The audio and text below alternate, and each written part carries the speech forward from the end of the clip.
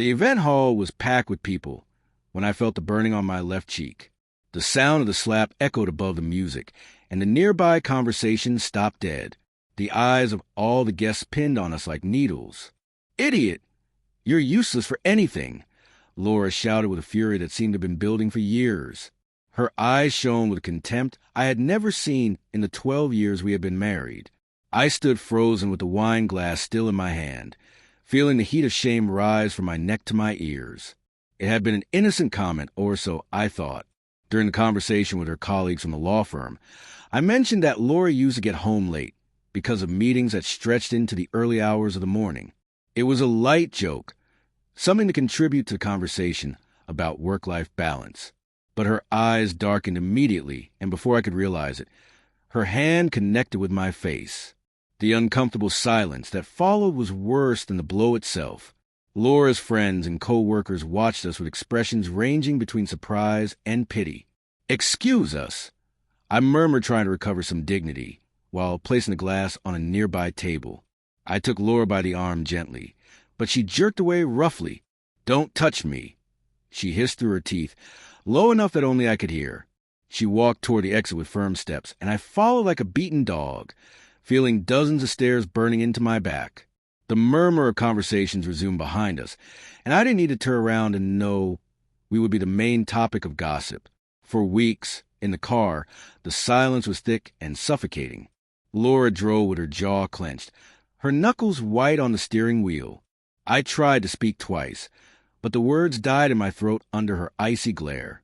I didn't understand what I had done to deserve such a reaction. Yes, there had been tension between us lately, but I never imagined it would come to this.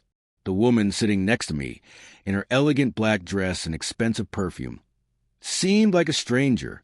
I wondered at what exact moment I had lost the Laura I knew, the one who laughed at my stupid jokes and reached for me in the middle of the night to hug me. When we got home, she went straight upstairs to the bedroom and locked the door. I stood in the living room staring at the wedding photos hanging on the wall. We were so young then, so full of promises and dreams. I spent the rest of the night on the couch trying to understand what had gone wrong. What I didn't know at that moment was that the slap that night was not the beginning of our crisis, but the culmination of a lie that had been unraveling behind my back for months. And very soon, the truth would come out in the most unexpected way possible. The first dawn after that night was gray and heavy. I woke up with a stiff neck on the couch, the clock showing 6:20. The silence of the house was so loud it seemed to fill every corner. Reminding me that I had slept alone for the first time in years, I went upstairs cautiously, hoping to find Laura asleep, perhaps remorseful. But when I opened the bedroom door, the other side of the bed was empty and an aroma of expensive perfume still lingered in the air. On the dresser was her brush, her makeup her entire life, but she wasn't there. In the bathroom, a toothbrush was still in its place, though dry. It was a tiny detail, but was enough to make me understand she hadn't come back all night. Throughout the day, I looked for reasons to justify her absence. Maybe she needed space or had simply stayed at a friend's house. When she finally called me at dusk, her voice sounded calm, even distant. She said she needed to think, that she had to clear her mind, that she couldn't stand how I made her feel lately. Every word was a blade disguised as serenity. I tried to ask her to talk, not to let a stupid argument destroy what we had built. But she only replied, "You don't understand, Daniel. It's not about an argument. It's much deeper than that." And she hung up before I could ask what she meant exactly. The following days became a ghost routine. I went to work as usual. I pretended normality in front of my colleagues and answered my mother's messages with white lies about Laura and her tiredness. At home, silence became my only companion. In the kitchen, the glasses we use on wine and movie nights were still there. The clothes remained mixed in our closets, as if our lives were still intertwined, but they no longer were. At night, I checked her social media profiles, looking for any clue that would tell me where she was or who she was with. Nothing. Her posts were scarce, perfectly neutral, as if she had erased all emotion from her digital life. One afternoon, tired of waiting for answers, I went to the law firm where she worked.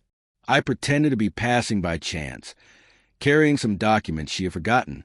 Her secretary received me kindly, but her expression faltered slightly when I asked for Laura. She told me she had left early the day before and hadn't returned to the office that day. I thanked her with a mechanical smile and left, though suspicion was growing inside me like a shadow. That same night, while eating alone in front of the television, I saw a notification on my phone. It was a photo posted by one of her co-workers, a team dinner at an elegant restaurant. 2 nights earlier, and there she was, wearing a red suit I had never seen before, smiling in a way she hadn't smiled with me in months. Next to her, a dark-haired man with a confident look had his hand resting on her shoulder. I felt a knot in my stomach. At first, I forced myself to think it was a casual image, an unimportant gesture, but the more I looked at it, the more obvious a connection between them became, the closeness, the direction of their bodies, the complicity in their gaze. I turned off the phone and tried to distract myself, though the thought followed me to bed, where I spent hours without sleeping, imagining secret conversations, stolen glances in hallways, meetings that ran later than necessary. The next morning, I checked the photo again, and this time I discovered something I hadn't noticed the first night. The same man was adjusting her necklace while she laughed. It was an intimate, familiar gesture. Then I understood. The slap hadn't been a result of anger over a joke. It had been the mask of a guilt she could no longer hold. The confirmation, however, came in the cruelest and most direct way possible. 2 days later, I received an anonymous message in my personal email. No subject, just an attached file. It was a video recorded from a phone. On the screen, the lights of a hotel room illuminated the silhouette of a woman I would recognize even with my eyes closed. Laura, and the man with her was the same one from the photo. Her colleague Andres, I didn't watch the whole thing. A few seconds were enough for my body to freeze and my breath to catch. I slammed the laptop shut, shaking. Everything inside me broke. Trust, pride, love. I sat on the floor with my hands on my head, feeling my life change direction irreparably. I spent hours like that between rage and bewilderment. I couldn't understand how someone who had shared my days, my fears, and my dreams could betray me like that. I thought about calling her, yelling at her, demanding an explanation, but exhaustion won over impulse. Instead, I stayed silent, watching the afternoon turn into night. I was clear that whatever came next would not be a conversation or forgiveness. It would be war.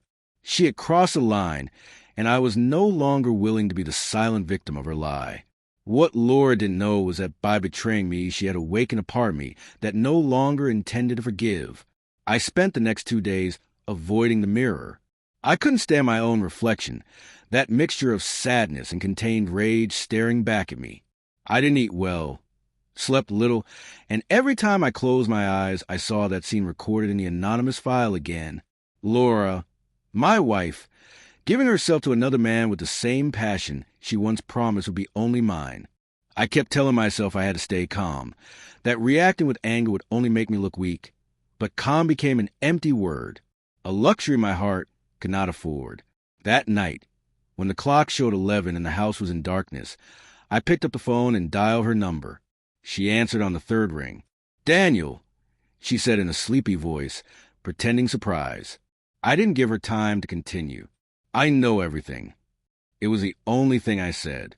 On the other end of the line, there was a heavy silence. I could hear the faint beating of my racing heart, mixed with her held breath. Finally, she responded in a forced tone. "I don't know what you're talking about." I smiled bitterly, feeling a knot tighten in my stomach. "Andres," I let out, in the room at the Grand Velas Hotel. Room 312. Does a moan ring a bell? The unmistakable sound of someone who has just been discovered. Then the call cut off. There were no apologies or screams, just the empty beat that remained in my ears. That night, I didn't sleep. I paced back and forth in the living room until dawn. When the first ray of sun came to the window, I had already made a decision. I was not going to cry anymore, nor become the sad man who begs someone who doesn't love him. From that day on, I would stop looking for explanations from someone who only knew how to lie. I saved the video in an encrypted folder on the computer, along with screenshots, messages, and calls. I wanted proof, not to humiliate her publicly, but to have control over the story. If she had played with fire, I would learn to master the blaze. Before leaving for work, I looked at myself in the bathroom mirror and saw a tired face, but firmer. It was the same man, though something inside him had already changed forever. That afternoon, Laura came home. I knew from the sound of the keys and the dull thud of her bag on the table. I walked into the kitchen as if it were any other day. She looked at me with that unpleasant mixture of guilt and arrogance that liars use when they still believe they can control the situation. Her hair was loose, her lips painted intense red, and she smelled a male lotion that wasn't mine. "We can talk," she said without looking at me directly. I nodded and sat across from her. She didn't interrupt me when I mentioned the video, the evidence, not even when I asked her if she loved him. She just lowered her gaze and answered with a sigh. I don't know what to say.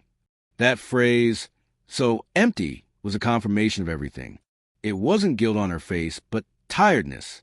Tiredness of me, of our marriage, of pretending there was still something left. What you did can't be erased. I told her in a calm voice, but I want to understand why. Nothing more. She took a deep breath and for the first time looked up. "Because I felt invisible," she murmured. "Because with you everything became routine. Because I needed to feel that someone desired me." I remained silent. I didn't want to argue, but those words cut deeper than any insult. It was true that the last few years had been difficult, with long workdays and few moments of connection. But just when we needed to be a team the most, she had chosen to escape instead of rebuild. The conversation continued in a lower, almost resigned tone. In the end, she stood up, saying she would stay a few days with her sister, without looking at me while she went upstairs to pack. I didn't stop her with a single word. That night, when the sound of her car engine disappeared down the street, I felt a strange calm. Something inside me was released. There were no more doubts or excuses, just a clean silence that follows a storm. I walked to the study and opened the folder with the evidence. I looked at them without rage this time, only with a certainty that my life would no longer revolve around that betrayal. I had to decide what to do with all of it, whether to seek revenge or close the chapter with dignity. But an idea had begun to take shape slowly and dangerously in the back of my mind. Maybe she thought she had lost everything, but what Laura didn't know was that from that moment on it would be her who started to lose. The days after her departure were a strange relief. The house felt bigger, almost empty, but at the same time breathable. The walls no longer echoed shouts or the weight of tension.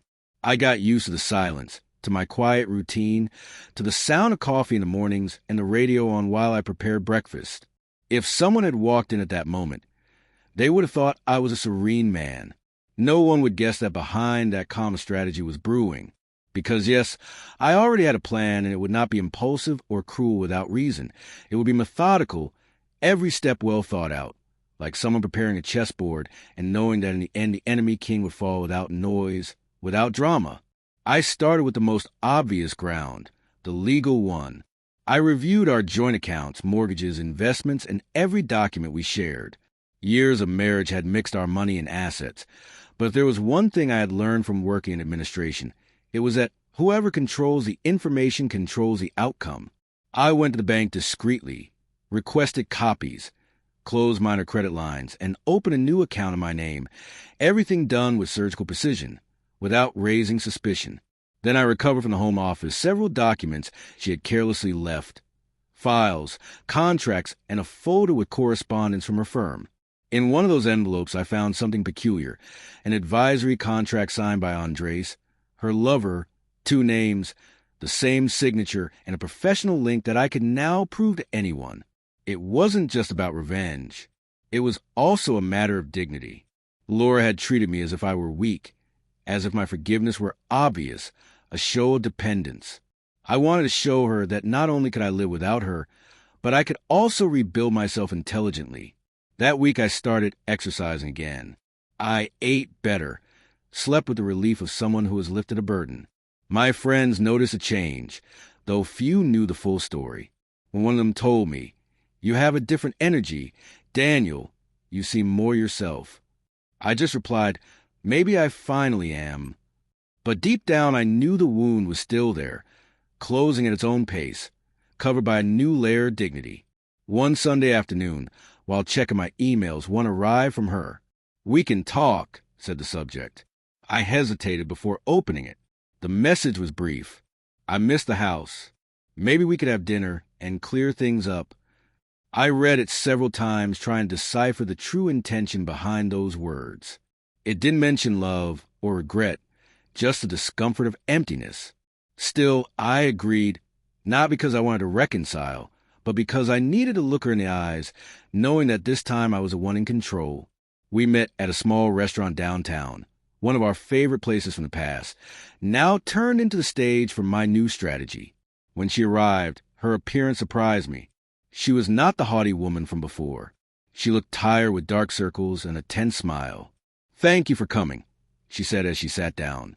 She soon started talking about how difficult everything was becoming, how confused she felt, the work pressures, the bad decisions.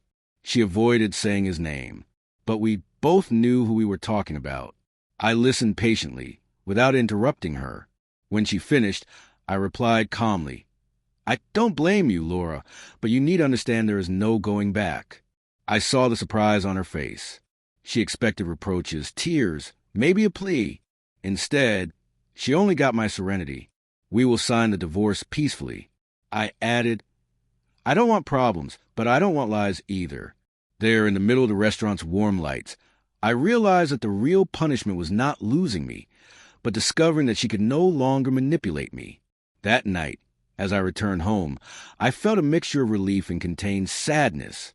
I knew the hardest part was still to come, the final confrontation, the full truth without filters. But I was no longer afraid.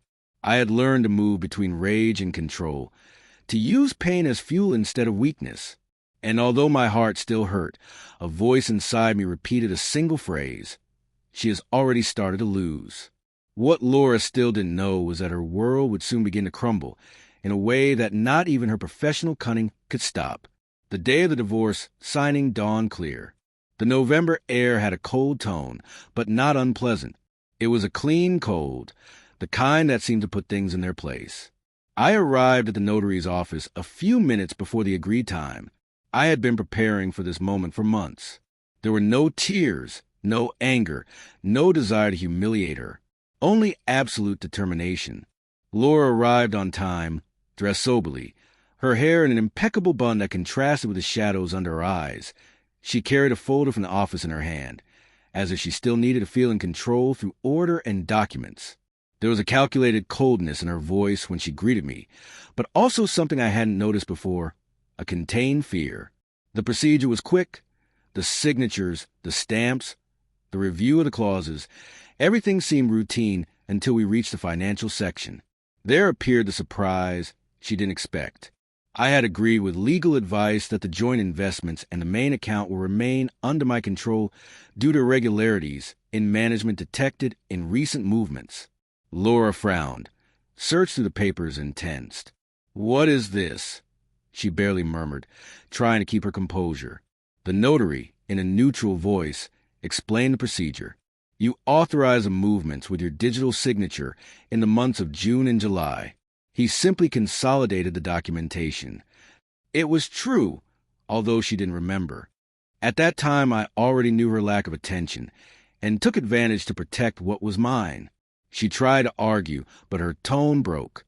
The lawyer accompanying her recommended she remain silent. We finished signing in an uncomfortable silence. When we stood up to leave, she looked at me for a few seconds, trying to decipher something in my expression. "Why did you do this, Daniel?" she asked. Her voice was a thread.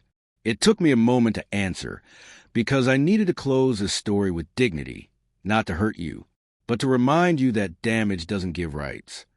That phrase hung between us, sharper than any reproach. I left first, leaving behind the murmur of papers and the click of the pen on the table. That afternoon, while walking through the city, I felt the weight dissolve. Every step took me away not only from her, but from a version of myself that had tolerated too much. I stopped in front of a cafe we used to go to, watching people pass by. I thought about how ironic it all was. She had sought to feel alive outside our marriage, and I had learned to truly live only when she left. I no longer held resentment, Just a new calm, a clean silence that didn't hurt. Freedom had that strange taste between sadness and relief. The following months confirmed the inevitable. Her world began to crack little by little. Her relationship with Andres did not survive the scandal at the firm when an internal audit discovered irregularities in contracts signed by him and supervised by her. The news spread quickly, and every time I remembered her face on the day of the divorce, I understood that the fall had already begun. I didn't celebrate her misfortune. It would have been an empty victory. I just watched from a distance as time did its work. Instead, I continued with mine, sold a house, moved to a small apartment, and went back to writing something I had loved and abandoned years ago. One night, almost a year later, I ran into her by chance in a bookstore. She was alone browsing a self-help book. She saw me and for a moment seemed to search for words, but none came out. She just said, "You look good." I smiled simply and replied, "I am." We said goodbye politely. There was no resentment, no second intentions, no nostalgia. Outside, the air was cold again, just like that divorce day, but it no longer hurt. As I walked, I thought about that night at the party. The slap, the shouts, how an act of humiliation had been the beginning of my freedom. Laura never knew that from then on. Everything was a lesson. Sometimes the end doesn't come as punishment, but as a door open to oneself.